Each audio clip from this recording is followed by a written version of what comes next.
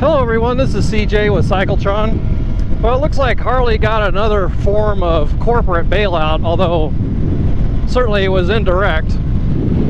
So let me explain. Harley Davidson has a total loan portfolio to its customers at about $6.3 billion. That amount has really mushroomed since 2011. And at least as far back as 2004 that I'm aware of, Harley Davidson has taken those loans and used them to sell bonds to people on Wall Street. And they just did the same thing here recently, where they took 30,000 loans with an average balance of $20,000 per loan at an average interest rate of over 7.3%, and bundled them up and sold them as bonds to investors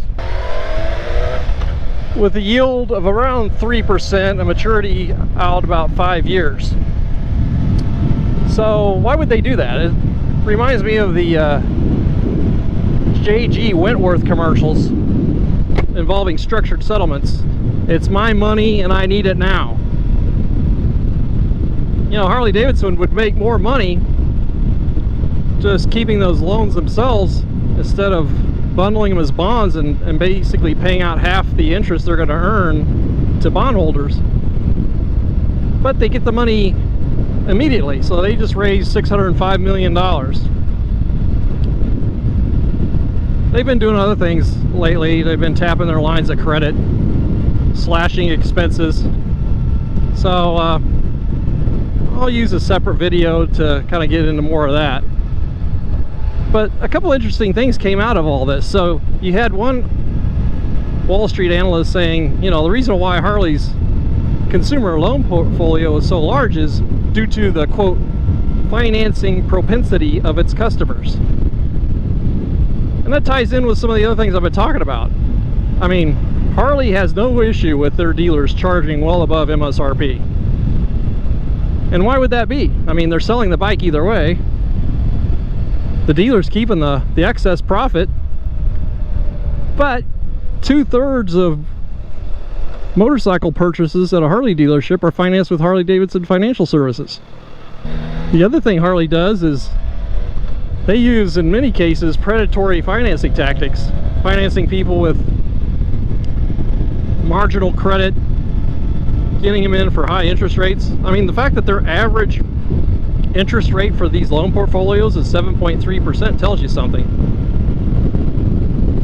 One of the interesting things that Harley used to entice people to buy these bonds and basically assure them that the risk was pretty low against loan default was their CFO said that with the influx of government stimulus funding that their loan default rate was going to be very, very low, at least through the end of the year. So, you know, the government's handing out money to consumers, and that money's going right back into the pockets of multinational corporations. Now, it's good for the consumers. They get to keep their bikes. They don't have a default. But to me, it's sort of interesting if you just look at the big picture. You get these big corporations, and I don't want to make people sound like victims, but there certainly are, in some respects, given the practices of some of these dealerships, talked into buying bikes that maybe they can't afford or financed at really long-term periods, very high interest rates, and then jammed with sales prices well above MSRP, plus the extra fees that the dealer add on.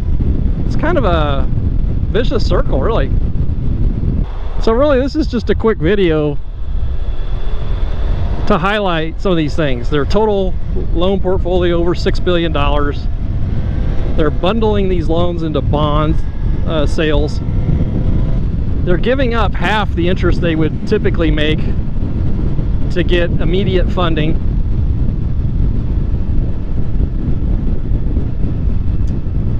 And they're portraying the risk on loan defaults as being much lower than it normally would be because of government stimulus funding. So what do you all think about that? To me, indicates that this stimulus funding is going to be around for a while. Businesses are becoming dependent on it. Citizens like it. And nobody's going to have to pay the bill for maybe a generation.